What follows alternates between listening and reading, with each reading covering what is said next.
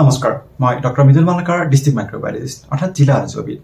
আজি আমি আলোচনা কৰিব ওলাইছো এজমা ৰোগৰ বিষয়ে এজমা ৰোগৰ বিশেষ কেইটামান ঘৰুৱা উপায় লৈ আহিছো এই উপায়সমূহ আপুনি ঘৰতে অৱলম্বন কৰি এই ৰোগৰ বিধৰ পৰা আপুনি নিজকে উপশম লাভ কৰিব পাৰিব বা নিজৰ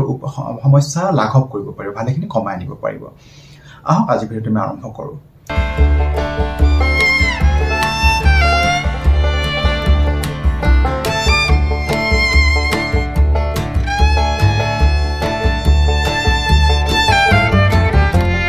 এজমা ৰোগৰ কি হয় সাধাৰণতে উশাহ লওঁতে উশাহ চুটি হয় বা উশাহ লওঁতে ব্যক্তিগত খুব অসুবিধা ফিল কৰে বুকুত আপোনাৰ বিন্ধা মাৰি ধৰা যেন পায় বা বুকৰ বিষ অনুভৱ কৰে নিশাহ যেতিয়া উশাহ এৰি দিয়ে উশাহ লোৱাৰ পিছত যেতিয়া নিশাহ এৰি দিয়ে তেতিয়া ব্যক্তিগৰাকী ভয় লাগে বা উশাহ লওঁতে অসুবিধা অনুভৱ কৰে বা কাহ আহিলে আপোনাৰ বুকুত আপোনাৰ অসুবিধা হয় আৰু আপোনাৰ ব্যক্তিভেদে আপোনাৰ এনেকুৱা লক্ষণসমূহ বেলেগ বেলেগ হ'ব পাৰে অলপ কি ধৰণৰ ঘৰুৱা উপায় অৱলম্বন কৰি আপুনি এই সমস্যাৰ পৰা আপুনি উপশম লাভ কৰিব পাৰিব মিঠাতেলেৰে যদি আপুনি খাটি সৰিয়হৰ তেলেৰে যদি আপুনি বুকু মালিচ কৰে ব্যক্তিগৰাকীৰ বুকু মালিচ কৰি বুকু গৰম উঠাই কফ ওলাই যোৱাত বিশেষ ভূমিকা গ্ৰহণ কৰে আৰু আপোনাৰ এজমা ৰোগ লাঘৱ হোৱাত এক বিশেষ ভূমিকা গ্ৰহণ কৰে আৰু কৰিব পাৰে আপুনি আজৱাইন তুলসী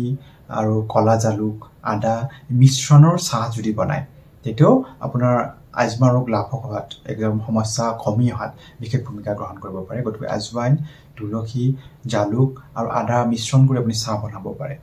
আৰু কৰিব পাৰে আপোনাৰ মৌ আৰু লং আপোনাৰ এগিলাচ গৰম পানীত যদি আপুনি মিহলি কৰি খায় তাৰপিছত চবাই খায় বা লংটোৰ পিছত চবাই খাই দিয়ে গৰম পানীত দি আপুনি ভালকৈ মিহলি কৰি পানী গিলাচ খাই উঠি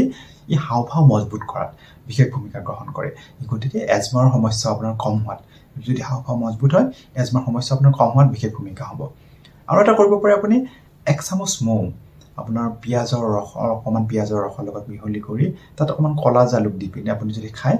এই সমস্যা আপোনাৰ এজমাৰ সমস্যা আপোনাৰ ই লাঘৱ কৰাত বিশেষ ভূমিকা গ্ৰহণ কৰিব বা বিশেষ অৰিহণা যোগাব হালধিৰ ৰস খালেও ইয়াত এণ্টিঅক্সিডেণ্ট যিহেতু হালধিত যিটো এণ্টিঅক্সিডেণ্ট থাকে ই এজমাইনৰ কমোৱাত এজমা সমস্যা আপোনাৰ লাঘৱ কৰাত বিশেষ ভূমিকা গ্ৰহণ কৰিব হালধিযুক্ত চাহো খাব পাৰে কেঁচা হালধিৰ ৰসো আপুনি খাব পাৰে এইকেইটা উপায় আপুনি যিকোনো এটা আপুনি অৱলম্বন কৰি চাব পাৰে নিশ্চয় আপুনি এজমাৰ সমস্যাৰ পৰা আপুনি উপশম লাভ কৰিব আজিলৈ এইখিনি পৰৱৰ্তী পৰ্যায়ত আকৌ এটা বেলেগ বিষয়লৈ আপোনাক প্ৰস্তুত হওঁ ধন্যবাদ নমস্কাৰ